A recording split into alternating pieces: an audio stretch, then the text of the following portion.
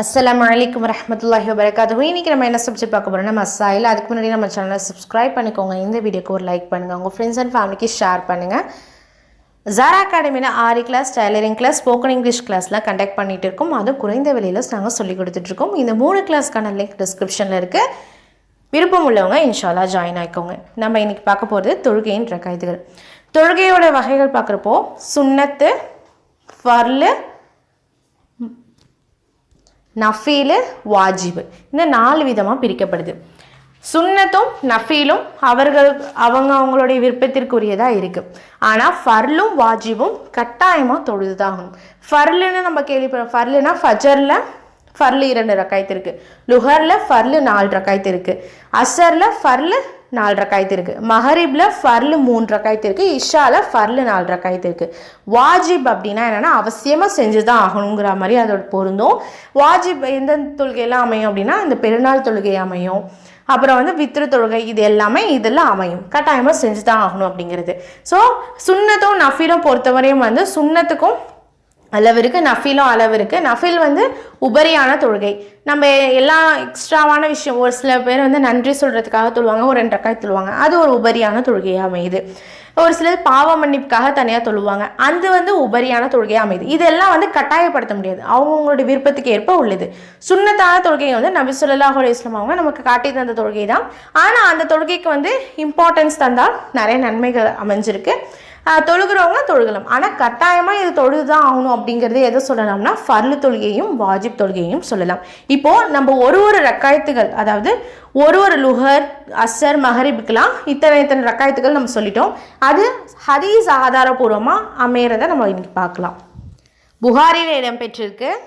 அப்துல்லா பின் மாலிக் ரலி அவங்க அறிவிக்கிறாங்க, ஃபஜர் 2 ரக்காயத்துகள் தான், ஃபர்லு 2 ரக்காயத்துகள் தான். அதுக்கான ஹதீஸ் ஆதாரம் பார்த்தலாம். தொழுகைக்கு இக்காமத் சொல்லப்பட்ட பின்னர் ஒரு மனிதர் 2 ரக்காயத்துகள் சுன்னத் தொழுது கொண்டிருப்பதை அல்லாஹ்வின் தூதர் ஸல்லல்லாஹு அலைஹி வஸல்லம் அவர்கள் கண்டார்கள். அல்லாஹ்வின் தூதர் ஸல்லல்லாஹு அலைஹி வஸல்லம் அவர்கள் தொழுகையை முடித்ததும் மக்கள் அந்த மனிதரை சூழ்ந்து விட்டனர். அப்போது அந்த மனிதரிடம் நபி ஸல்லல்லாஹு அலைஹி வஸல்லம் அவர்கள் சுபூஹ் என்ன 4 ரக்காயத்துகளா, சுபூஹ் என்ன 4 ரக்காயத்துகளா என்று கடிந்தவாறு கேட்டார்கள்.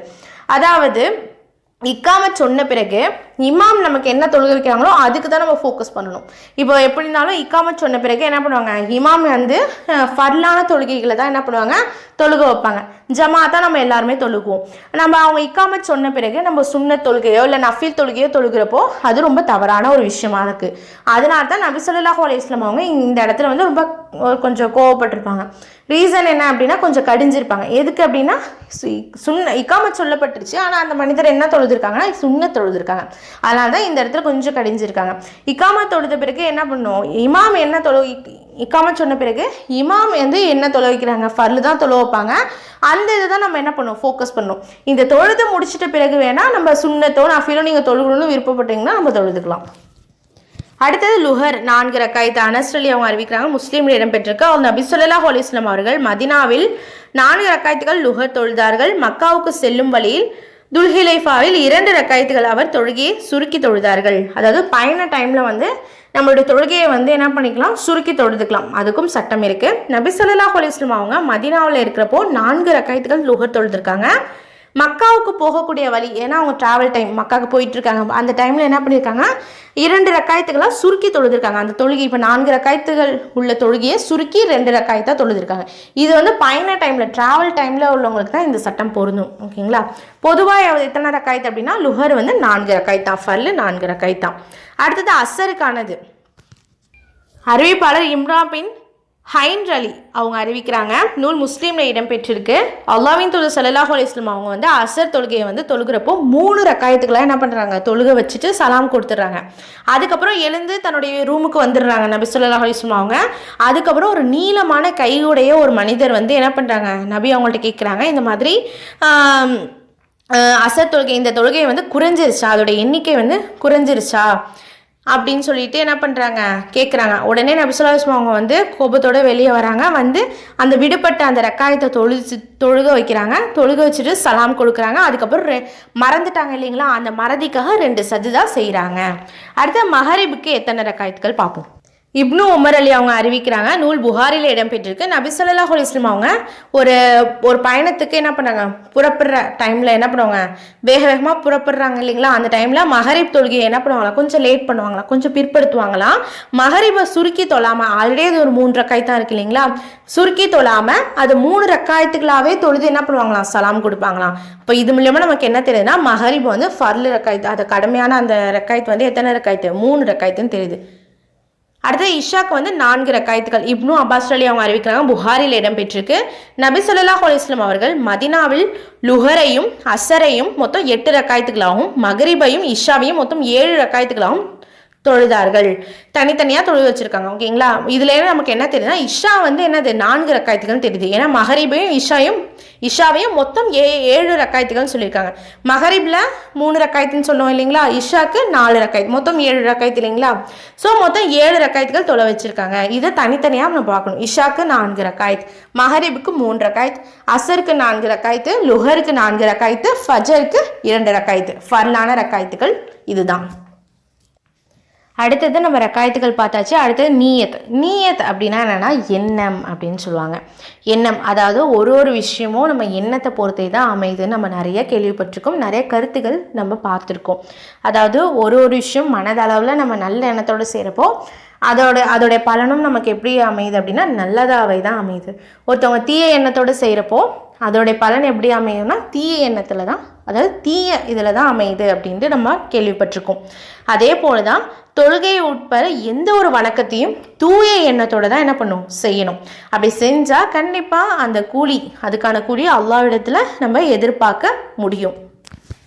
அதுக்கான கூலி வந்து மறுமையில் நமக்கு கண்டிப்பாக கிடைக்கும். ஆனால் இது வந்து எப்படி, ஒரு விஷயம் நீங்கள் தர்மம் செய்கிறீங்க அப்படின்னா மனதளவில் தூய எண்ணத்தோட இதுக்கான நன்மை நாளைக்கு அல்லாஹ் கண்டிப்பாக நமக்கு தருவோம் அப்படிங்கிற அந்த ஒரு எண்ணத்தோடு செய்கிறப்போ அதோடைய நன்மையை நம்ம அடையிறோம். இல்லை அவங்க பார்க்குறாங்க, இவங்க பார்க்குறாங்க, சார் நம்மளை பற்றி புகழ்ந்து பேசுவாங்க அப்படிங்கிற அந்த ஒரு எண்ணத்தோடு செய்கிறப்போ அதுக்கான பலன் நமக்கு கிடைக்குமா? கண்டிப்பாக கிடைக்காது. ஏன்னா அந்த மனிதர் யாருக்காக செஞ்சுருக்காங்க, அக்கம் பக்கம் பார்க்குறாங்க, அவங்க நம்ம பெருமையாக பேசுவாங்க அப்படிங்கிற அந்த ஒரு எண்ணத்தில் செஞ்சுருக்காரு. அப்படிங்கிறப்போ அதுக்கான நன்மை கிடைக்குமா? கிடைக்காது. நம்மளுடைய எண்ணம் போல தான் என்னது, நம்மளுடைய வாழ்க்கையும் சரி செயலும் அமையுது. ஹதீஸ் இருக்கு, உமர் அலி அவங்க அறிவிக்கிறாங்க, புகாரில் இடம்பெற்றிருக்கு, எண்ணத்தை பொறுத்தே செயல்கள் அமைகின்றன. ஒவ்வொரு மனிதருக்கும் அவர் எண்ணியது தான் கிடைக்கிறது. ஆகவே எவரது ஹிஜ்ரத், அதாவது நாடு துரத்தல், அவர் அடைய விரும்பும் உலக ஆதாயத்தை அல்லது அவர் மணக்க விரும்பும் பெண்ணை நோக்கமாக கொண்டுள்ளதோ அவரது ஹிஜ்ரத்தின் பலனும் அதுவாகவே இருக்கும் என்று நபி ஸல்லல்லாஹு அலைஹி வஸல்லம் அவர்கள் கூறினார்கள். அதாவது ஒரு மனிதர் வந்து நாடு துறந்து போகணும் அப்படிங்கிற மாதிரி ஒருத்தவர் வந்து ஒரு நல்ல பாதையில் போகணும் அப்படின்னு விரும்பினான்னா அவர் எண்ணம் போல் அவர் நல்ல பாதையில் தான் போவார். இல்லை இன்னொரு சில பேர் வந்து என்னன்னா உலக ஆதாயத்துக்காகவோ இல்லை ஏதாவது ஒரு பெண்ணை வந்து கல்யாணம் பண்ணிக்கணும் அப்படிங்கிற அவருடைய நோக்கம் அதுவாக இருந்துச்சுன்னா அவருடைய ஹிஜ்ரத்தும் எப்படி இருக்கும்னா அந்த பலன் மட்டும்தான் அவர் அடைவார். ஒரு பொண்ணை கல்யாணம் பண்ணணும்னு அவர் விரும்புகிறார் அப்படின்னா அவருடைய நோக்கம் அதுதான். அப்படிங்கிறப்போ அதுதான் அவருக்கு அமையும். அப்போது நம்மளுடைய எண்ணம் நீங்கள் எதை அமையுதோ அதே போல தான் நமக்கு என்ன ஆகுது, நமக்கு நடக்குது அப்படின்னு சொல்லிட்டு இது மூலமா நமக்கு தெரியுது. முஸ்லீம்ல இடம்பெற்றிருக்க அபூ ஹுரைரா ரலியல்லாஹு அன்ஹு அறிவிக்கிறாங்க, அல்லாஹ் உங்கள் தோற்றங்களையோ செல்வங்களையோ பார்ப்பதில்லை, மாறாக உங்களுடைய உள்ளங்களையும் செயல்களையுமே அவன் பார்க்கிறான் என்று அல்லாஹ்வின் தூதர் ஸல்லல்லாஹு அலைஹி வஸல்லம் அவர்கள் கூறினார்கள். அதாவது அல்லாஹ் உங்களுடைய தோற்றத்தையும் சரி செல்வத்தையும் சரி பார்க்கல, அல்லாஹ் என்னத்தை பார்க்குறான், உங்களுடைய உள்ளத்துலேயும் செயலையுமே அவன் பார்க்குறான் அப்படின்னு சொல்கிறான். இதை விட நமக்கு என்ன தெரியுதா, மனிதர்களை பொறுத்தவரையும் நாமளே சரி ஒருத்தவங்களை ஜட்ஜ் பண்ணுறதுக்கு ஃபஸ்ட்டு அவங்களுடைய ஃபேஸை தான் பார்ப்போம், அவங்களுடைய முகத்தை பார்ப்போம், அவங்களுடைய நிறத்தை பார்ப்போம், அவங்கள்ட்ட இருக்கக்கூடிய பேக்ரவுண்டை பார்ப்போம். நமக்கு அவ்வளோதான் தெரியும், நம்ம அவ்வளோதான் பார்க்க முடியும். அவங்க ஏழையா பணக்காரனா அதை மட்டும் தான் நம்ம பார்ப்போம். அவன் அழகா இருக்காளா கருப்பா இருக்காளா வெள்ளையா இருக்காங்களா அப்படிங்கிறது அதை மட்டும் தான் நம்மளால பார்க்க முடியும். ஆனால் இறைவனால என்ன பண்ண முடியும்னா உங்களுடைய உள்ளத்தையும் அவனால பார்க்க முடியும். உங்களுடைய உள்ளமும் சரி செயல்கள் வந்து ஒரு சில செயல்களை வெளிப்படையாக நம்ம செய்வோம், அது வந்து மனிதர்களுக்கு தெரியும். ஒரு சில விஷயங்கள் நம்ம மறைவான முறையில் செய்வோம். அப்போ அதெல்லாம் யார் அறிவானா, இறைவன் தான் அறிவான். அப்போது இறைவன் வந்து நீ குண்டா இருக்கியா ஒல்லியா இருக்கியா, நீ அழகா இருக்கியா இல்லை அசிங்கமாக இருக்கியா இல்லை வெள்ளையா இருக்கியா கருப்பா இருக்கியாங்கிறத அவனுக்கு தேவையே இல்லை. நீ என்ன செய்கிற, உன்னுடைய உள்ளங்கள் என்ன இது பண்ணுது, நீ என்ன செயல்கள் செய்கிறங்கிறது தான் அவனுக்கு அது இம்பார்ட்டன்ட் தரான், அதை தான் அவனும் பார்க்குறான். ஆனால் மனிதன் அது போல இல்லைங்களா? யார்கிட்ட அதிகப்படியான செல்வம் இருக்குது, யார் ரொம்ப கஞ்சத்தனம் பண்ணுவா, யார் ரொம்ப ஏழை, இன்னொருத்தவங்க அதையும் படி மேலே என்ன பண்ணுவாங்க அப்படின்னா நல்லா செல்வமாக இருக்காங்களா, அப்போ இவங்கள்ட்ட நல்லா க்ளோஸாக இருக்கணும், அதுதான் அவங்களுடைய நோக்கமாக இருக்கும். இன்னொரு சில பேர் வந்து அழகை மட்டும்தான் பார்ப்பாங்க. நிறைய இடத்துல பார்க்குறப்போ பெண்களுக்கு முக்கியத்துவம் எதை கொடுக்குறாங்கன்னா அழகு தான் கொடுக்குறாங்க.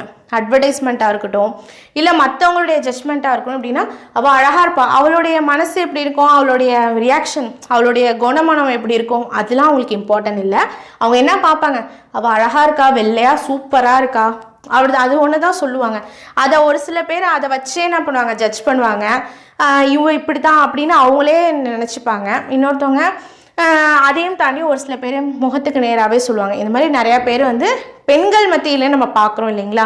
நிறைய பெண்களும் இதை ஃபேஸ் பண்ணிட்டு தான் வந்திருப்பீங்க. இதனால நமக்கு என்ன தெரியுது, இறைவன் என்னத்தை பார்க்குறான் அப்படின்னா உங்களுடைய உள்ளத்தையும் செயலும் தான் பார்க்குறான். ஸோ மற்றவங்க இப்படி நம்மளை பற்றி இந்த மாதிரிலாம் குறை பேசுகிறாங்கன்னு சொல்லிட்டு நம்ம என்றைக்குமே கவலைப்படக்கூடாது. நம்மளுடைய இறைவன் நம்மளுடைய செயலையும் உள்ளத்தையும் தான் பார்க்குறான். நம்ம கரெக்டாக தான் இருக்கும் அப்படின்னு இது பண்ணிட்டு நம்ம போகிறது தான் ரொம்ப நல்லதாக அமையுது. அல்-குர்ஆன் 22வது அத்தியாயம் 37வது வசனத்தில், அவற்றின் குர்பானியின் மாமிசங்களோ இரத்தங்களோ அல்லாஹ்வை அடைவதில்லை, மாறாக உங்களின் இறை அச்சமே அவனை சென்றடையும். அதாவது நீங்கள் குர்பானி கொடுக்குறப்போ அதோடைய மாமிசமோ இல்லை ரத்தமோ அல்லாஹ்வை அடையலை. நீ எந்த எண்ணத்தில் குர்பானி கொடுக்குறீங்க, நீங்கள் என்னென்னா நான் அல்லாஹ்வுக்காக குர்பானி கொடுக்குறேன், அந்த எண்ணத்தில் நீங்கள் கொடுக்குறப்போ அதுக்கான நன்மை அல்லாஹ் உங்களுக்கு தந்துடுவான். அவங்களாம் இருக்கிறாங்க நம்மளாம் இருப்போம் அப்படிங்கிற அந்த எண்ணம் அப்படின்னுச்சுன்னா அது வேறு. அப்போது நம்மளுடைய ஒவ்வொரு செயலும் சரி, நீங்கள் நன்மை செய்கிறீங்க தீமை செய்கிறீங்க ஓகே, ஆனால் அதுக்கு முன்னாடி உங்களுடைய உள்ளம் எப்படி இருக்குது, உங்களுடைய உள்ளம் நன்மை செஞ்சால் கண்டிப்பாக நன்மை இருக்கணும், அது ஒரு பாசிட்டிவிட்டிவாக இருக்கா, இல்லை மற்றவங்க பார்க்குறாங்க நம்ம செய்வோம் அப்படிங்கிற அந்த இம்பார்ட்டன்ட் எது அப்படின்னா உங்களுடைய எண்ணமும் உங்களுடைய செயலும் தான் அப்படின்னு நமக்கு இது மூலமா நம்மளால் அறிய முடியுது. அல்ஹம்துலில்லாஹ். அஸ்ஸலாமு அலைக்கும் வரஹ்மத்துல்லாஹி வபரகாத்துஹு.